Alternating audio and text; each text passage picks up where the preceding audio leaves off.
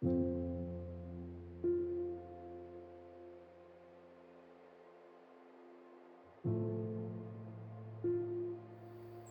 there. Welcome to my little piece of paradise here in my garden on our homestead. This video is the 33rd weekly update for this year, 2023, on what's been going on around here. And we are nearing the end of August, and the heat has done its job to kill most summer plants. The winter squash is coming in amazing. I'm going to have more winter squash than I ever have before. And I started more seedlings this week for fall and winter crops. That would be the bok choy and spinach. And I did transplant some of my cauliflower, and I may have killed a lot of it, so I started some more seeds of that as well. You know, sometimes I feel like I have imposter syndrome when it comes to gardening.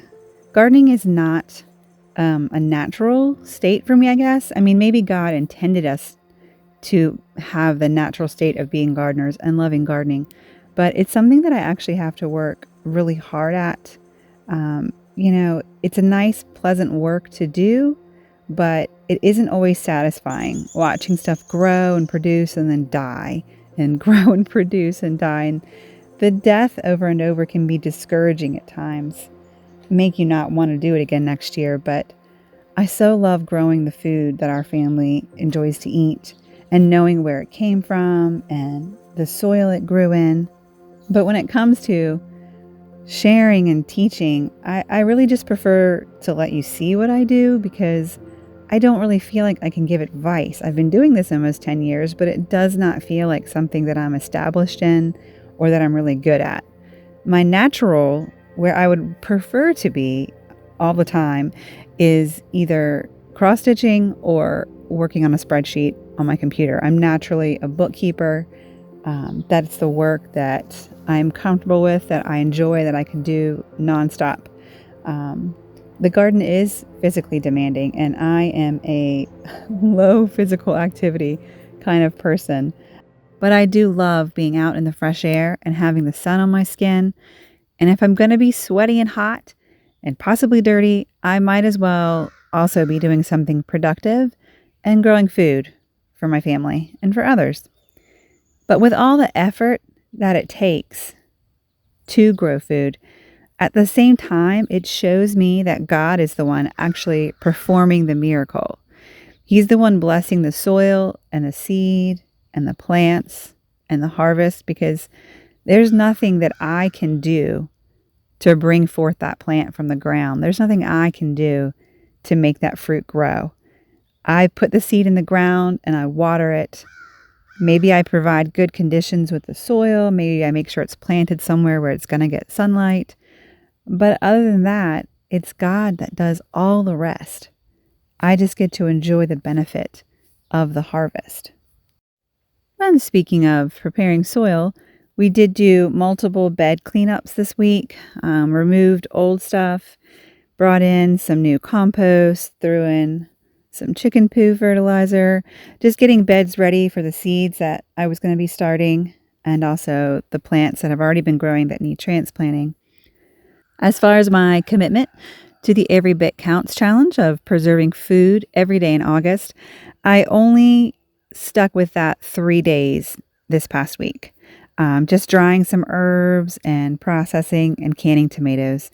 The rest of my days, my extra time in them, were spent with my most precious blessing on this earth, my husband. We interrupt your seed planting time to help collect chickens that have escaped the hen house. I'll help you. Go on, ladies. Shoo-shoo. Go on. Shoo-shoo. Go on. Go on. Go on. Go on. Come on. Come on.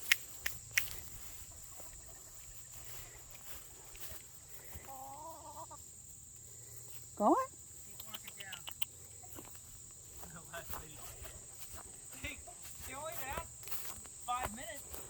Go on. Shoo-shoo. Go on. Go on. No, Ginger. Go on. You see, the week before last, he was gone for 5 days and 4 nights. He was out of the country helping a family member. And that separation was the hardest I have experienced mentally so far in my life. I love him just as much as the day we were married. But at the same time, after nearly 23 years of marriage, that love has grown deeper and wider. So even though it feels the same, I know it's more. And even though this isn't his first time being away from home for a few days, he has traveled for work in the past. It's probably been at least 4 or 5 years since he has. And when he was gone last week, by the end of the 3rd day, the pressure was so intense inside of me that I literally would have traded every physical thing I possessed in order to see him coming down the driveway at that moment. Like in my mind, I just thought, I wish this was all a joke and he was actually coming up the driveway, and the realization of what it would feel like to have him return at that moment made me realize I would give up anything other than, my children, to have him be there at that moment. While I was sitting there with that heaviness, a strong thought was impressed in my mind, and that was that God misses us that much. We are loved actually even stronger than the strongest human connection or emotion could experience. So that's you and I, we are so very loved by our Creator, and He is longing to be reunited with us. Then there was the realization that God the Father did give up His most precious possession to make it possible for us to be reunited with Him. Realizing or having a refreshed look at our Heavenly Father's love for us was a comfort to my heart in that time of loneliness. And there are millions of people around the world, maybe you're one of them, that is suffering from separation from loved ones, whether they're still alive or whether they've passed away to their sleep. And maybe that leaves you feeling quite alone. But I promise, you are not alone and you are not forgotten. God is not limited by physical barriers. He is able to embrace and comfort you anytime you desire His presence. His plan for our reunion is nearing its completion. We can live each day looking forward to that event. We needn't mourn and weep for much longer. Get to know the source of the deepest, purest love. Invite Him to be your King. Open the door to your heart and experience the freedom to live joyfully.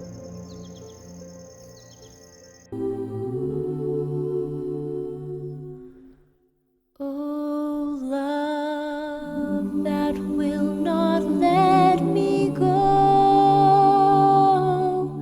I rest my weary soul in Thee.